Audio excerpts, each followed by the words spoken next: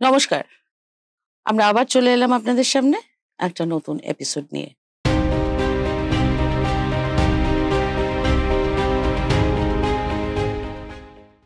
আপনাদের নিশ্চয়ই মনে আছে, মনে তো থাকবেই, কারণ সেই ঘটনা এখনো দগদগে, সেই ক্ষত এখনো শুকোয়নি। গত বছর 9ই অগস্ট এই কলকাতা শহরের বুকে ঘটে গিয়েছিল এক নৃশংস ঘটনা।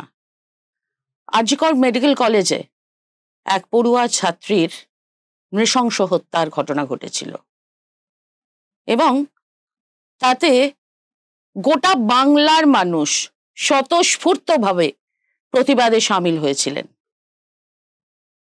কিন্তু তার ফল কি হলো আমরা কেউ জানি? রিক্লেম দ্য নাইট হলো, রাত দখল হলো। সেই রাত দখল, যে রাত দখল লিডসে শুরু হয়েছিল 1977-এ নারীদের সুরক্ষার দাবিতে। সময় সময় পৃথিবীর বিভিন্ন জায়গায় এই রাত দখল হয়েছে এই একই ইস্যুতে। 14ই অগস্ট গত বছর সেই রাত দখল দেখিয়ে দিয়েছিল সেই আশ্চর্য লড়াই। স্বতঃস্ফূর্তভাবে সবাই এসে সামিল হয়েছিলেন সেই লড়াইয়ে। আজ আমাদের দুজন অতিথি আছেন আমাদের সঙ্গে, এই আন্দোলনের দুই গুরুত্বপূর্ণ মুখ। তাদের সঙ্গে আলাপ করিয়ে দিই। আমার সঙ্গে রয়েছেন ডক্টর তমনাশ চৌধুরী এবং অধ্যাপিকা ঋতু সেন চৌধুরী। দুজনকেই স্বাগত জানাচ্ছি আমাদের অনুষ্ঠানে। আমি প্রথমে তমনাশকে জিজ্ঞেস করব, আপনি যদি আমাদেরকে একটুখানি জানান যে এই মুহূর্তে এই অভয়া কাণ্ডের যে বিষয়টা আর কি, বা অভয়া কেস, এটা ঠিক কোন জায়গায় দাঁড়িয়ে রয়েছে? 9 আগস্টের পরে প্রথম 4 দিন কলকাতা পুলিশ এই হত্যার তদন্ত করে এবং সেই তদন্ত প্রক্রিয়াতে অভয়ার মা বাবা কতগুলি সন্দেহ হওয়াতে তারা হাইকোর্টে যান এবং হাইকোর্ট সিবিআই তদন্তের নির্দেশ দেয়। সিবিআই সেই তদন্ত প্রক্রিয়া চালাচ্ছে। সিবিআই তার তদন্ত প্রক্রিয়ায় প্রথম একটি ইন্টারিম চার্জশিট শিয়ালদা কোর্টে জমা দেয়। সেই ইন্টারিম চার্জশিট জমা দেওয়ার পরিপ্রেক্ষিতে শিয়ালদা কোর্টে একটি বিচার হয়, বিচার প্রক্রিয়া চলে এবং সেই বিচার প্রক্রিয়ায় সিবিআই চার্জশিটের ওপরে তারা সঞ্জয় রায় নামে একজন সিভিক ভলেন্টিয়ারকে দোষী সাব্যস্ত করে এবং সে যাবজ্জীবন কারাদণ্ডে দণ্ডিত হয়। ইতিমধ্যে আর.জি. কর মেডিকেল কলেজের প্রাক্তন প্রিন্সিপাল এবং টালা থানার ওসি তারা দুজন গ্রেপ্তার হন তথ্য প্রমাণ লোপাটের অভিযোগে এই হত্যাকাণ্ডের সাথে জড়িত থাকার কারণে সিবিআই এর কাছে। কিন্তু দেখা যায় যে সিবিআই তার সাপ্লিমেন্টারি চার্জশিট সময় মতো না দেওয়ার কারণে তারা ছাড়া পেয়ে যায় এবং এই বিচারের যে চার্জশিট দিয়েছিল তার বিচার প্রক্রিয়া শিয়ালদা কোর্টে শেষ হয়েছে। কিন্তু যেহেতু সিবিআই বলেছে এটি তাদের ইন্টারিম চার্জশিট, তাই বিচার একটা অংশ শিয়ালদা কোর্টে আছে। ইতিমধ্যে যেহেতু টালা থানার ওসি এবং আর.জি. করের প্রাক্তন প্রিন্সিপাল ছাড়া পেয়ে যাচ্ছেন সিবিআই এর সাপ্লিমেন্টারি চার্জশিট না দেওয়ার কারণে, তো অভয়ার মা বাবা তাদের মধ্যে কতগুলি প্রশ্ন আসে। সেই প্রশ্নগুলি যে সিবিআই এর তদন্তের মধ্যে কতগুলি গুরুতর ফাঁকের জায়গা তাদের দৃষ্টিতে আসে। কারণ বারে বারে সিবিআই বলার চেষ্টা করেছে, তার মা বাবাকেও বলার চেষ্টা করেছে যে একমাত্র সঞ্জয়ই এই হত্যাকাণ্ডের সাথে জড়িত। সেটা তার বাংলার মানুষ মনে করে না, আমরা কেউ মনে করি না। যেরকম ভাবে নৃশংসভাবে তার শরীরে যতগুলো আঘাত এবং যেভাবে হত্যা করা হয়েছে এবং যে ধরনের নির্যাতন করা হয়েছে সেটি একজন ব্যক্তির পক্ষে সম্ভব না। সেজন্য কলকাতা হাইকোর্টে তার মা বাবা একটি মামলা করেন। সেই মামলাতে তারা প্রায় 54টি প্রশ্ন তোলেন সিবিআই এর তদন্তের ফাঁক। যেহেতু এই মামলাটিকে সুপ্রিম কোর্ট সুও মোটো একটি রবিবার দিন নিয়ে চলে গেছিলেন, যখন সারা দেশে এই ঘটনার পরিপ্রেক্ষিতে ডাক্তাররা আন্দোলন করছেন, ধর্মঘট করছেন, সুপ্রিম কোর্টে নিয়ে যান, তাই হাইকোর্ট বলে যে সুপ্রিম কোর্ট থেকে এই মামলাটিকে ক্লিয়ারেন্স আনতে হবে। সুপ্রিম কোর্ট ক্লিয়ারেন্স দিয়েছে, সেই মামলা আবার হাইকোর্টে ফিরেছে। হাইকোর্টে এটি একটি তার চলছে, ইতিমধ্যে 4টি তার হিয়ারিং হয়েছে এবং হাইকোর্টে সিবিআই এর তদন্তের গাফিলতির উপরে একটি মামলা আছে। এছাড়াও শিয়ালদা কোর্টের বিচারকের রায়ের উপরে যে যাবজ্জীবন কারাদণ্ড, সেটা সিবিআই এবং আমাদের রাজ্যের সরকার তারা বলেছেন এই এই যে যতটা শাস্তি দেওয়া হয়েছে কম, তাই তাদেরকে আরো দোষী মানে আরো শাস্তি বাড়াতে হবে, অর্থাৎ তাদের ফাঁসি দিতে হবে, এরকম দাবি নিয়ে কলকাতা হাইকোর্টে ডিভিশন বেঞ্চে অ্যাপিল করে। সেই ডিভিশন বেঞ্চের অ্যাপিলে রাজ্য সরকারের কোনো এখতিয়ার নেই সেটা প্রথমেই বলে দেয়, এবং সেইখানে কিন্তু সিবিআই সেই ডিভিশন বেঞ্চের মামলাতে এখনো আছে। যে এবং সেখানে কয়েকদিন আগে আমরা দেখলাম সঞ্জয় রায়ও আপিল করেছে, সে নির্দোষ, তাকে ছেড়ে দেওয়া হোক, তাই সেও অ্যাপিল করেছে সেই অ্যাপিল মামলা। অর্থাৎ হাইকোর্টে এখন দুটি মামলা আছে। একটি মামলাতে অভয়ার মা বাবা সিবিআই এর তদন্তের যে গাফিলতি ফাঁকফোকর সেটি নিয়ে, আরেকটি মামলা আছে অ্যাপিল মামলা, যেটি শিয়ালদা কোর্টের বিচারকের রায়ের উপরে আপিল হবে সেটির মামলা। আর একটি শিয়ালদা কোর্টে যেহেতু ইন্টারিম চার্জশিট হয়েছে, তাই ফাইনাল চার্জশিট না হওয়া অবধি তার মামলাটি ইতিমধ্যেই শিয়ালদা কোর্টে আছে। আর সুপ্রিম কোর্টে এই রিলেটেড রেপ এন্ড মার্ডার যে পার্ট, সেটা বাদ দিয়ে বাকি যে ঘটনা ছিল, চিকিৎসকদের তাদের সুরক্ষা এটা ওটা, সেগুলি সুপ্রিম কোর্টে কিন্তু সেই মামলাটি। আচ্ছা, এই যে চার্জশিটে বারবার একজনকেই অপরাধী সাব্যস্ত করা হচ্ছে, এটা কেন? মানে যেহেতু আপনি খুব গভীরভাবে আছেন এই গোটা আন্দোলনটার সঙ্গে, কোনো চাপ আছে?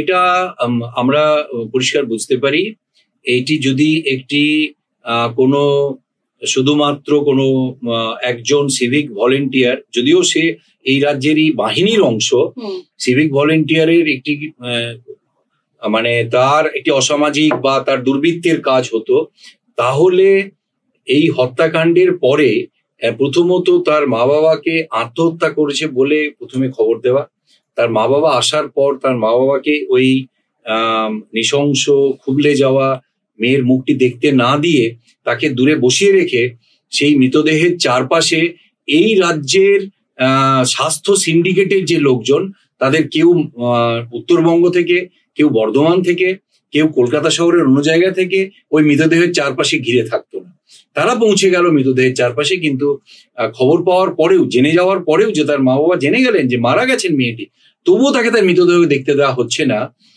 এটি প্রথম।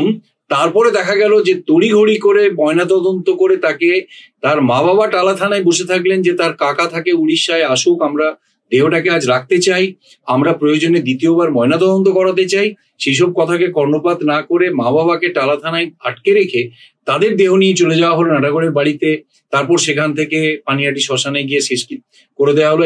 এমনকি শ্মশানের যেটুকু মানে দাহ করার খরচ বা সেই যে যে ডকুমেন্টে সই করতে হয়, সেই সইগুলি পাড়ার একজন কাকু সেজে করে দিল। এবং তার ঘটনার পরপর যদি আমরা দেখি, এইটি একটি প্রাতিষ্ঠানিক হত্যা।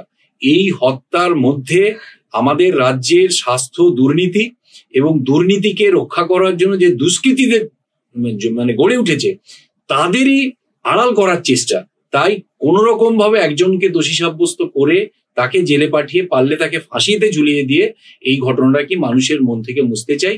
আসলে এই হত্যার ষড়যন্ত্রের সাথে, এই হত্যার সাথে এবং এই হত্যা করার পর তথ্য প্রমাণ লোপাটের সাথে বেশ কিছু ব্যক্তি জড়িত আছে, যাদেরকে আড়াল করার জন্য আমাদের দেশের যারা প্রশাসন, কলকাতা পুলিশ এবং পরবর্তীকালে সিবিআই তাদের আড়াল করার চেষ্টা করছে। তাই এর থেকে বোঝার কোনো অসুবিধা নেই, এই হত্যার যদি প্রকৃত সত্য উদ্ঘাটন হয়, আমাদের দেশের যে দুর্নীতি এবং যে দুষ্কৃতি রাজ, সেটার মুখোশ খুলে যাবে। আমি ঋতুর কাছে এবার একটু আসবো।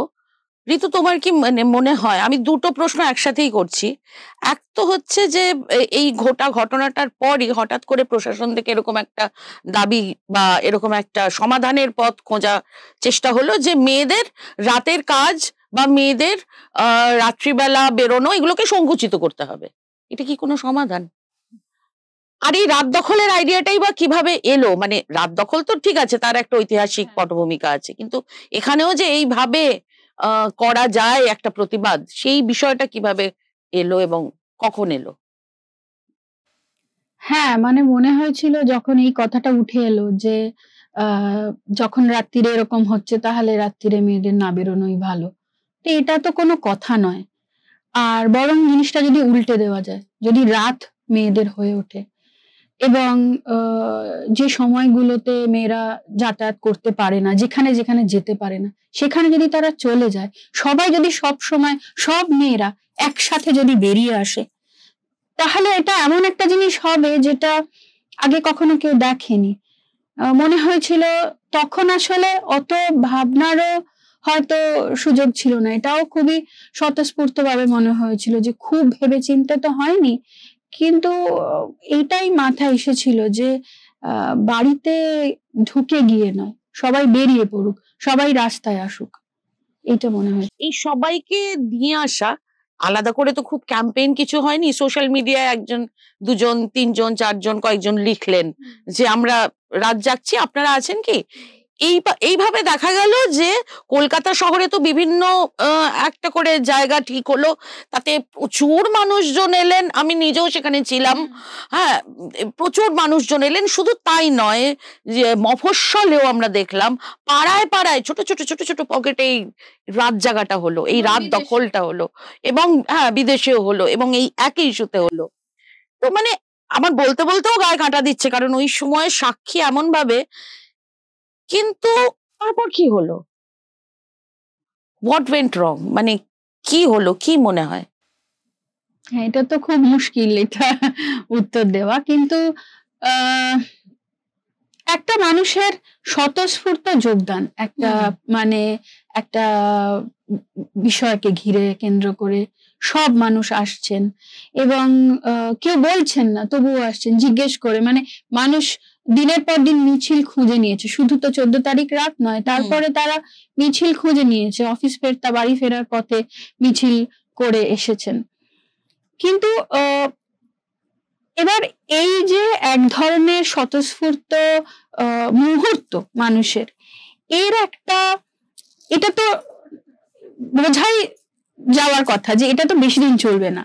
হ্যাঁ, এবং আসলে এটা একটা আন্দোলন। হ্যাঁ, এবং এই আন্দোলনের তো কোনো ফর্মুলা হয় না যে কিভাবে একটা আন্দোলন হবে, তবুও একটা আন্দোলনকে একরকম দিশা দিতে গেলে একটা সুচিন্তিত একটা ক্ষেত্র দরকার, মানে একটা সুচিন্তিত, আমি লিডারশিপ বলবো না এই কারণে, কারণ এখন ঠিক এই মুহূর্তে ভারতবর্ষ তথা পৃথিবীতেও যেভাবে, আমি নারী আন্দোলনের কথা বলি, তো যেভাবে নারী আন্দোলনগুলো হচ্ছে সেগুলো ইস্যু ভিত্তিক হচ্ছে, এবং সেখানে কোনো নির্দিষ্ট পলিটিক্যাল পার্টির হস্তক্ষেপ থাকছে না, এবং কোনো নির্দিষ্ট লিডারশিপও থাকছে না। সেটা একদিক থেকে খুব ভালো, কারণ নানান লোক আসতে পারছেন, নানান সময় আসতে পারছেন, নিজেদের কথা বলতে পারছেন, একসাথে বলতে পারছেন, এবং একসাথে বলার মানে কথা যখন আমরা একসাথে বলছি, তার মানে এই নয় যে এক কথা বলবো, এই জায়গাটা খুব স্পষ্ট আমাদের হয়ে যাচ্ছে। কারণ এই ক্ষেত্রেই, এই আন্দোলনের ক্ষেত্রেই আমি একটু বিশদে বলি, তাহলে মোটামুটি 3টে ধারা আমরা দেখতে পাচ্ছিলাম একটু দূর থেকে দেখলে। একেবারে সামনে থেকে হয়তো সেভাবে বোঝা যাবে না, কিন্তু একটু দূর থেকে দেখলেই বোঝা যাবে যে একটা হচ্ছে সাধারণ মানুষের যোগদান, তারা স্বতঃস্ফূর্ত ভাবে আসছেন, একটা ডাক্তারদের আন্দোলন, একটা মেয়েদের আন্দোলন, মহিলাদের আন্দোলন, নারী আন্দোলন। এখন এইটা 3টে অভিমুখ আলাদা আলাদা, কিন্তু আবার মিলেও যাচ্ছে বিভিন্ন ক্ষেত্রে, বিভিন্ন ইস্যুতে। আর এই কারণেই আমি বলছি যে এখানে যে সবাইকে একসাথে কথা বলা মানে যে একই কথা বলতে হবে তা নয়, প্রত্যেকের নানান মত থাকতে পারে, সেই মতটাকে জায়গা যদি দিতে হয়, হ্যাঁ, তাহলে ওরকম একটা লিডারশিপ যে কিনা একেবারে নির্ধারণ করে দিচ্ছে যে এটাই বলতে হবে, ওটাই বলতে হবে, এভাবেই চলতে হবে, এইরকম নয়। একটা কথা বলতে হবে নাকি এরকম, মানে তুমি বলতে চাইছো যে একইভাবে বলতে হবে এরকম না, কিন্তু আদপে তো আমরা একটাই কথা বলতে চাই। হ্যাঁ, আদপে একটা কথা বলতে চাইছি, সুরক্ষার কথা, কিন্তু নানান লোক, মানে ধরো যেভাবে নারী বা কুয়ার মানুষরা যেভাবে বলবেন সুরক্ষার কথা, ডাক্তাররা সেভাবে বলবেন না সুরক্ষার কথা, বা সাধারণ মানুষ এমনি যাদের ঠিক এই ধরনের ওরিয়েন্টেশন নয়, তারা এভাবে কথা বলবেন না। কিন্তু এটা খুব আশ্চর্য, এবং এটা ভীষণই, মানে আমি তো খুবই আশাবাদী এটাতে, কারণ মানুষ তো একত্র হয়েছে, একসঙ্গে কথা বলেছে। এবারে এটা একটা সময় হয়েছে যে এটা সত্যি হয়তো মনে হচ্ছে যে এখন কি হলো, হ্যাঁ, এবারে কি হলো এতে কতগুলো মানে কথা উঠে আসবে। এক হচ্ছে যে এখানে এই যে কি হওয়াটা, মানে কিভাবে এর কোন দিশা হবে, এই দিশা কি আমরা একভাবে ভাবছি যে একটা বিচার হবে, সুবিচার চাই আমরা, এটা একটা কথা। হ্যাঁ, এবং এখানে এর মধ্যে একটা স্টেটের ইনভলভমেন্ট আছে, এবং মানে ভারতীয় যে পুরো মানে সেন্ট্রাল গভর্নমেন্টের, স্টেট গভর্নমেন্টের একটা ভূমিকা আছে, পুলিশের ভূমিকা আছে, জুডিশিয়ারির ভূমিকা আছে। এবং এই যে সাধারণ মানুষ, ডাক্তার এবং মেয়েরা, কুয়ার মানুষরা যে আন্দোলনটা করছেন, সেইটা কতটা এই ব্যবস্থার মধ্যে ঢুকতে পারবে বা ব্যবস্থাটা কতটা আঘাত করতে পারবে, এইটা তো সত্যি মানে দেখার বিষয়। কিন্তু আমি একটা কথা একটুখানি পরিষ্কার হতে চাই, যে অভয়ার সময় এই স্বতঃস্ফূর্ত যোগদান আমরা দেখেছি, তার একটা ধারাবাহিক মানে তার একটা কন্টিনিউটিও দেখছি, যেটা তুমি বলছো। কিন্তু তারপর এই কসবা ল কলেজে এরকম একটা ভয়ঙ্কর কাণ্ড ঘটলো, এবং তারপর পর পর পর পর আমাদের চোখের সামনে আসছে বিভিন্ন শিক্ষা প্রতিষ্ঠানে এই ধরনের ঘটনা। সেইখানে আমরা কেন এই স্বতঃস্ফূর্ত যোগদান, বা সেইখানে আমরা কেন এই মানে যে উত্তাল হয়েছিল আন্দোলন, সেইটা দেখতে পাচ্ছি না কেন এখন? আসলে এগুলো তো মুহূর্তের ব্যাপার, মানে এক একটা স্পুরিয়াস, মানে এগুলো তো ওরম ভাবে কার্যকরণ নির্দেশে বা ভেদে তো এটা ঠিক হবে না।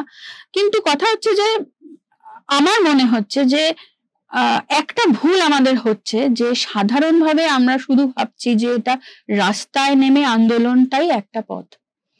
কিন্তু এখানে আমি বারবার বলবো যে শুধুমাত্র জনপরিসরে একেবারে রাস্তায় নেমে আন্দোলন ছাড়াও ব্যক্তি পরিসরে প্রত্যেকটা মুহূর্ত আসলে আমাদের আন্দোলনের মুহূর্ত। কারণ যেগুলো আমরা দেখছি শিক্ষা প্রতিষ্ঠানগুলোতে ঘটছে, যে ধরনের ঘটনা, এর এবং আসলে কি সেখানে তো একটা দৈনন্দিনতা আছে, মানে অপমানের বা অসভ্যতার একটা দৈনন্দিনতা আছে, এটা রোজকার ঘটনা হচ্ছে। এবং এই দৈনন্দিনতাটা এর সঙ্গে এটা আসলে খুব closely related to the larger issue of rape. যখন মনে হচ্ছে যে ভয়ঙ্কর কিছু একটা ঘটলো, তখন আমরা রাস্তায় নেমে এলাম। কিন্তু রাস্তায় নামার আগে, পরে, রাস্তায় নামার সময়ও, সেই মুহূর্তেও অনেক কিছু ঘটে যাচ্ছে। সেগুলোকে কিভাবে আমরা অ্যাড্রেস করব, এইটা আমার কাছে খুব গুরুত্বপূর্ণ। কারণ প্রত্যেকটা মুহূর্তে, এবং এটার জন্য আমার মনে হয় মিডিয়ারও ভীষণ রকম একটা এক রকমের একটা মানে রোল আছে এক্ষেত্রে মিডিয়ার। কারণ মিডিয়ার অসম্ভব সবকিছুতে একটা সেন্সেশনালাইজ করার চেষ্টা, এবং এই আন্দোলন কিন্তু প্রাত্যহিক জীবনে, রোজকার জীবনে যে মেয়েরা কনস্ট্যান্টলি কমব্যাট করে যাচ্ছে, কিভাবে এই স্ট্রাগল গুলো, এভরিডে স্ট্রাগল কিভাবে হচ্ছে, সেটা যদি দেখানো যেত বিভিন্ন ভাবে, হ্যাঁ, এবং সেটা যদি স্কুল, কলেজ, সেগুলো যদি পাঠ্যক্রমের মধ্যে আসতো, সেগুলো যদি আমাদের দৈনন্দিন কথা বলার মধ্যে দিয়ে যে আমাদের রোজকার জীবনে কিভাবে আমরা এই স্ট্রাগল, তার জন্য তো মহিলাদেরও মুখ খুলতে হবে, মিডিয়া নইলে দেখাবে কি করে? যেমন একজন বিখ্যাত অভিনেত্রী দুদিন আগেই বললেন যে বাচ্চাদের কেন গুড টাচ আর ব্যাড টাচ শেখাবো, হ্যাঁ না গুড টাচ, ব্যাড টাচ, হ্যাঁ না ত্যান না, তিনি বললেন। তার মানে ঘরেই যদি এটা কোনো মা মনে করেন, তাহলে কে বলবে? মিডিয়ার সেখানে কতটুকু দায়িত্ব থাকতে পারে? হ্যাঁ, কেউ তো বলবেনই। 100 জনের মধ্যে আমি ধরে নিচ্ছি 40 জনই এরকম বলবেন, কিন্তু সেই 60 জনকে বের করা, তাদের থেকে মানে তাদের কথা শোনার দায়িত্ব তো মিডিয়ার বর্তায়। শুধুমাত্র কিছু সেন্সেশনাল খবর করা তো নয়, রোজকার জায়গাটা যদি মিডিয়া, আমার মনে হয় এটা রোজকার যে স্ট্রাগল, প্রত্যেক দিনের যে নানান ভাবে মেয়েরা না বলছে, কিভাবে থাকছে, কিভাবে এইগুলোর সাথে ট্যাকল করছে, এর তো একটা মেকানিজম আছে। হ্যাঁ, এবং এটা খুব গুরুত্বপূর্ণ। আমার মনে হয় এটার সঙ্গেই আসলে ওই বড় ঘটনার যোগ। আমরা শুধু কি হচ্ছে বড় ঘটনা, এবং কিভাবে লোক রাস্তায় নেমে এলো, কত লোক হলো, কে কি বললো, এটা খুব প্রয়োজন। এবং এই বিচার, আমরা যে অপেক্ষা করছি বিচারের, সুবিচারের অপেক্ষা, এই অপেক্ষাও খুব প্রয়োজন। কিন্তু এটা একটা নির্দিষ্ট রেপ এর ঘটনায় সীমাবদ্ধ থাকলে চলবে না। না তো, এটা থেকেই তো শুরু করতে হবে। একদম, এটা রেপ কালচারের বিরুদ্ধে আমাদের রুখে দাঁড়ানো, এবং সেখানে আমাদের প্রত্যেকটা মুহূর্ত আসলে আমাদের স্ট্রাগলের মুহূর্ত। আমি তমনাশের কাছে একটু জানতে চাইবো যে এই যে জনগণ যেভাবে অভয়ার ক্ষেত্রে সাড়া দিয়েছিলেন, মানে সাধারণ মানুষ যেভাবে পথে নেমেছিলেন দলমত লিঙ্গ নির্বিশেষে। তো আমি বলছি যে সেটা আহ ধীরে ধীরে স্তিমিত হয়ে গেল কেন? সেটা আলটিমেটলি লোকজনের কথায় ডাক্তারদের আন্দোলন হয়ে দাঁড়ালো কিভাবে? মানে এই বিষয়টা কিভাবে হলো?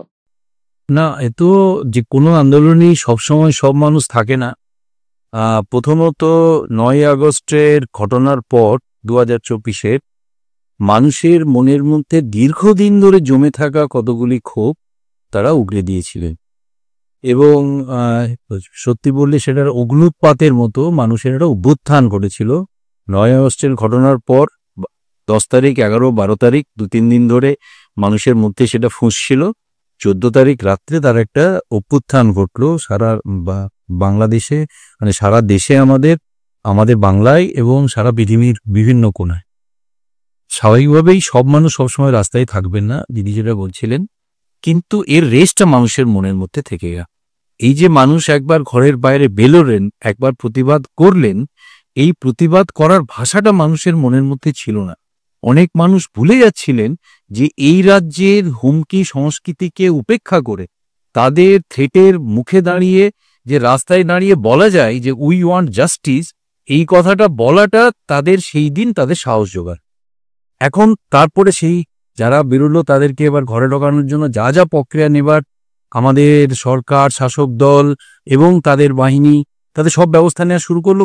এমনকি পরের দিন থেকেই যারা রাস্তায় ছবি এঁকেছে তাদেরকে থানায় ডেকে পাঠানো, যে জুনিয়র ডাক্তাররা আন্দোলন করছে তাদেরকে কিভাবে দাবানো যাবে, তাদের মধ্যে কিভাবে ভাগ করা যাবে, যেভাবে যে কোনো আন্দোলনকে সরানোর জন্য যত রকমভাবে বিভাজন, বিভক্ত করা, তাদের মধ্যে বিভেদ তৈরি করা। ঠিক যেরকমভাবে আন্দোলনে বলা হয়তো ডাক্তারদের আন্দোলন, ডাক্তার মারা গেছে বলে ডাক্তার আন্দোলন করছে, কেন মানুষ, এটা তো ডাক্তারদের আন্দোলন। তো ডাক্তারদের বারে বারে আমাদের বলতে হয়েছে এটা ডাক্তারদের আন্দোলন মোটেই না, এটা সাধারণ নাগরিকের আন্দোলন। মানুষ কি, বেশিরভাগ মানুষ বিশ্বাস করেছেন, এবং সত্যিই আজকেও যে মিছিল হয় সেখানে সাধারণ মানুষই বেশি থাকেন, ডাক্তারদের থেকেও অনেক বেশি সাধারণ মানুষ থাকেন, অনেক বেশি নারীরা থাকে। একই রকমভাবে ডাক্তারদের মধ্যে ভাগ করার চেষ্টা, এটা তো সিনিয়র ডাক্তারদের আন্দোলন। সিনিয়র ডাক্তাররা কেন, এটা জুনিয়র ডাক্তার মারা গেছে, জুনিয়র ডাক্তাররা ধর্মঘট করেছে, সিনিয়র ডাক্তাররা কেন এর মধ্যে, সিনিয়র ডাক্তারদের মধ্যে এটা প্রাইভেট ডাক্তার, এটা সরকারি ডাক্তার, এ তো সরকারি হাসপাতাল।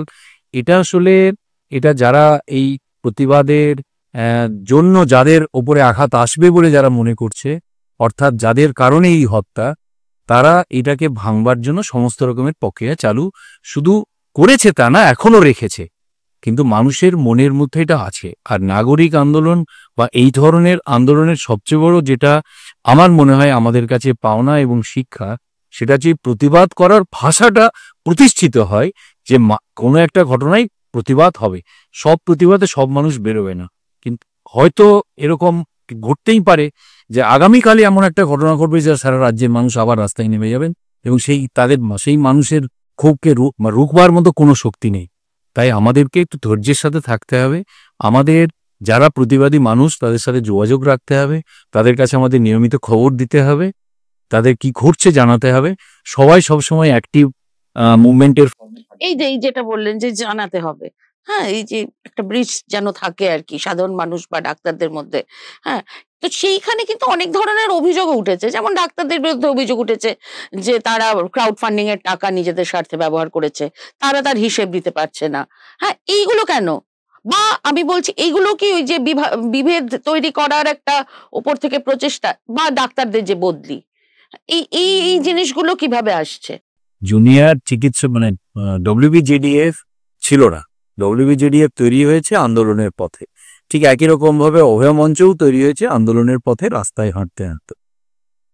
WBJDF তৈরি হওয়ার পর তাদের ব্যাংক অ্যাকাউন্ট শুরুতে ছিল না, তারা তাদের যে আন্দোলনের কিছু সাহায্য তাদের বন্ধু বান্ধব বা বাকিরা তাদের দু একজনের ব্যক্তিগত অ্যাকাউন্টে কিছু কিছু প্রথমে টাকা তারা নেয়, এবং পরবর্তীকালে তারা যখন WBJDF তৈরি হয় WBJDF এর অ্যাকাউন্টে, এবং আমাদের রাজ্যের মানুষ, দেশের মানুষ মানে উজাড় করে ভালোবাসা দিয়েছেন। শুধু তারা আন্দোলনের রাস্তায় নামেননি, তারা তাদের অর্থ দিয়েছেন, সময় দিয়েছেন, এবং সেই তাদের ফান্ডকে ভরপুর মানে ভরিয়ে তুলেছে। এবং জুনিয়র ডাক্তারদেরকে এই ইস্যুতেই যে তারা এবং জুনিয়র ডাক্তাররা এই সামগ্রিকভাবে আমি যতদূর মনে হয়, একদম সংখ্যাটা ঠিক না বললেও প্রায় 4 কোটি টাকার মতো, 3.5-4 কোটি টাকার মতো মানুষ এই অর্থ দিয়েছেন। এটা একটা যথেষ্ট বিপুল অর্থ। এই অর্থের এবার শাসক দলের পক্ষে তার কেউ কেউ শুরু করে দেয় যে এই ফান্ডিং এর হচ্ছে, মানে ফান্ডিং দিয়ে তারা বিভিন্ন রকম তাদের ব্যক্তিগত কিছু।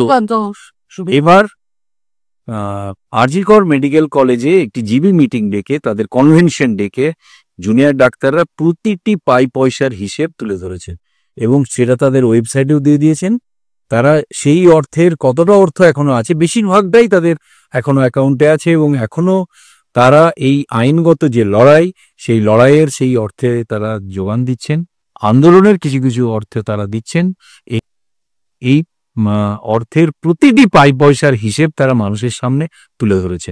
তাই যারা এবং সেটা এবং খুব মানে এটা বলতে গেলে এই অর্থের খোঁজ পাওয়ার জন্য ব্যক্তিগতভাবে বেশ কয়েকজন জুনিয়র ডাক্তারকে থানায় ডেকে পাঠানো হয়েছে, তাদের নামে মামলা করা হয়েছে এবং এই থানার নোটিশ ধরানোর জন্য কারো বাড়িতে রাত্রিবেলা গভীর রাতে এই জুনিয়র ডাক্তারদের তো অনেকের বাড়ি গ্রামে বিভিন্ন জায়গায়, আশফাকুল্লাহ নাইয়ার বাড়িতে পুলিশ চলে যাচ্ছে মানে সকালবেলা।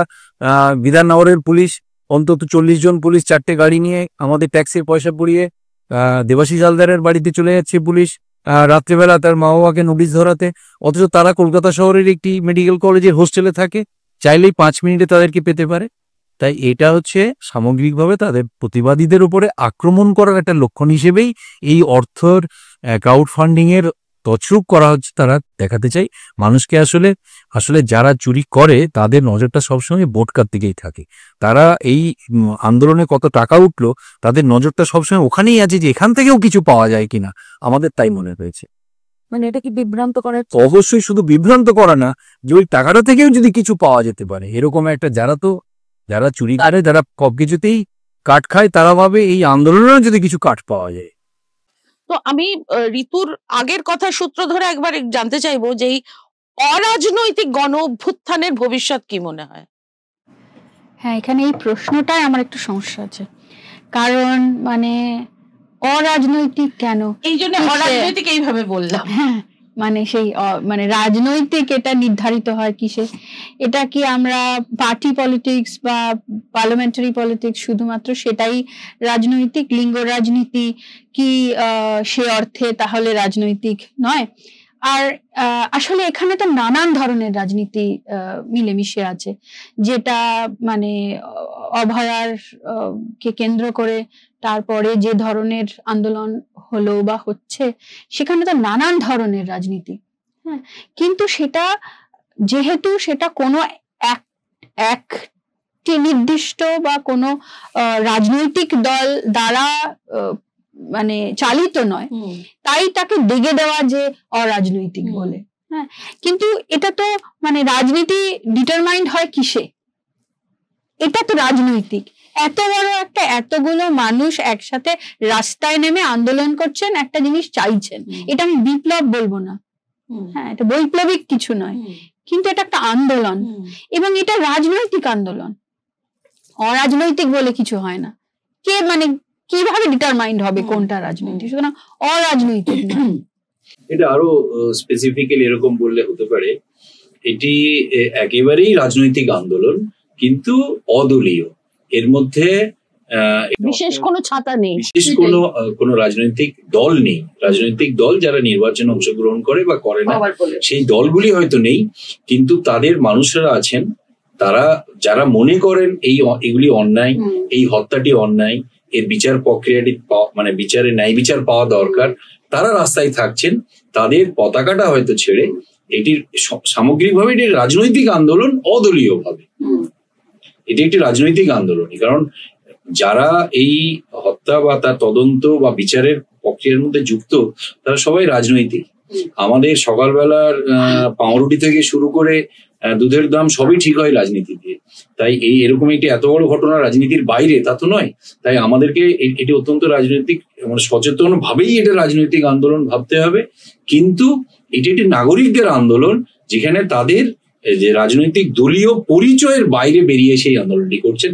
এবং এই নাগরিক আন্দোলনের এটি হচ্ছে সবচেয়ে বড় একটি আমাদের রাজ্যের বলতে পারেন যে একটি এই ইদানিং কালের মধ্যে মানুষের নিজস্ব ক্ষোভ উগরে দেওয়ার জন্য দল ছাড়াও যে একটা আন্দোলন করা যায় তারও একটা সাহস, তারও একটা নিদর্শন হয়ে থাকবে এই আন্দোলন।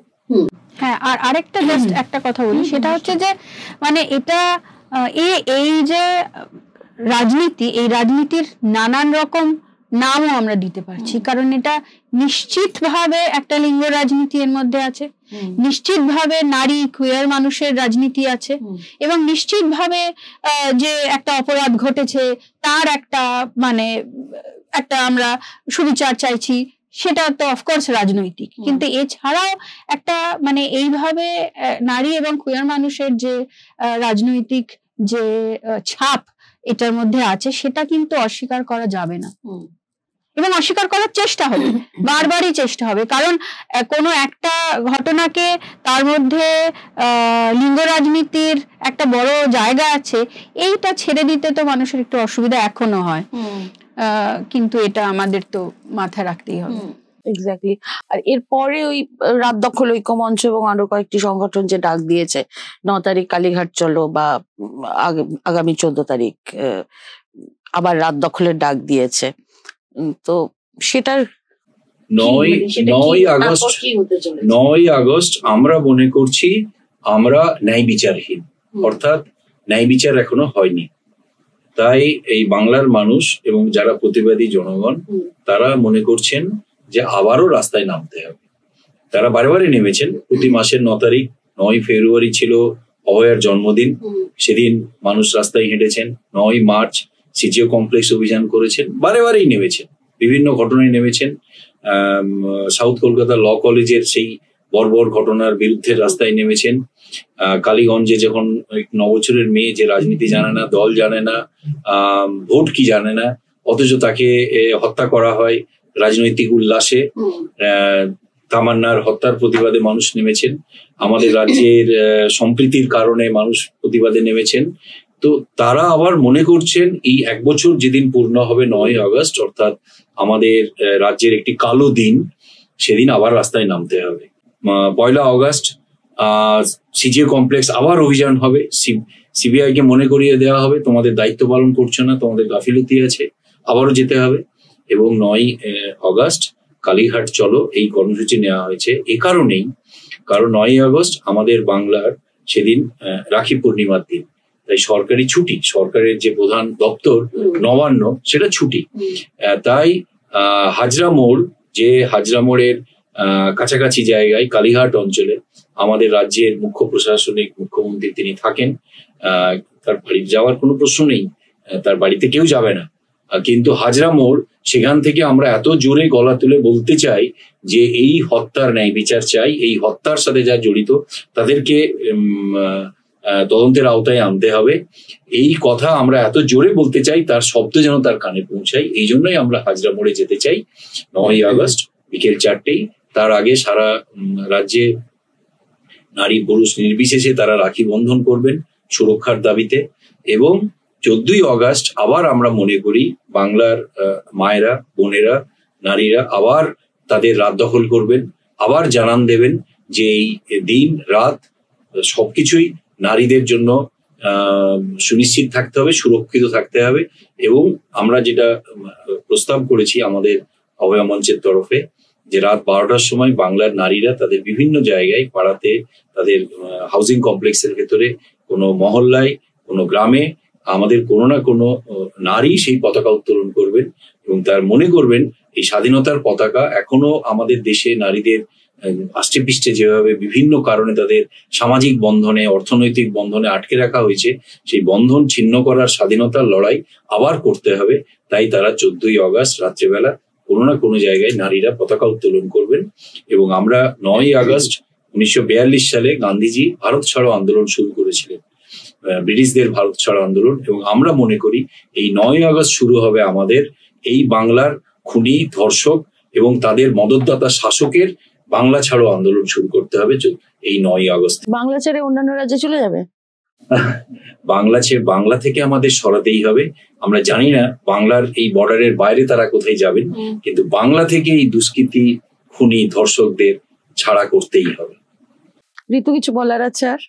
হ্যাঁ, আমার এই আগের একটা কথাই আরেকবার আমি বলি যে নিশ্চয়ই আমরা 14 তারিখ রাস্তায় নামবো, প্রত্যেক দিন রাস্তায় নামবো, যেদিন যেদিন আমরা মানে সংগঠিত হব, কিন্তু আমাদের লড়াই প্রত্যেক দিনের।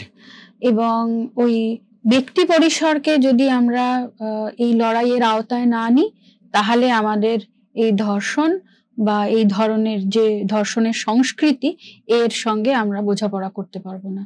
সরকার, অপদার্থ সরকার এবং সরকারি যে ব্যবস্থা তার মানে অকর্মণ্যতা, এটা তো অবশ্যই, কিন্তু আমাদেরও অনেক কিছু করার আছে। তার উপরে বিচার ব্যবস্থাধীন তো নয়, মানে বিচার ব্যবস্থাধীন একটা কিছু ঘটনা তার উপরে তো আমরা ফেলে রাখতে পারি না। সুতরাং আমাদের যে মাথা তুলে এবং কি বলবো, সুরক্ষিতভাবে যাতায়াত করা, সুরক্ষিতভাবে থাকার, তুমি যে এক্ষুনি একটু আগে বলছিলে তো বাড়ি থেকে শুরু হয়। সুতরাং আমাদের লড়াইটা প্রতিনিয়ত, প্রত্যেক দিন। এটা আমি বারবার বলে যাব। অনেক ধন্যবাদ দুজনকেই আমাদের সঙ্গে যোগ দেওয়ার জন্য। অতএব মানে যেটুকু আমরা বুঝলাম যে না, আশা ছাড়লে চলবে না, আশা আমাদের রাখতেই হবে, বিচার আমাদের পেতেই হবে। আর আমাদের দেশের সমস্ত অভয়ার জন্য আমাদের লড়াই চলবে, আর সঙ্গে আমাদের নজরদারিও।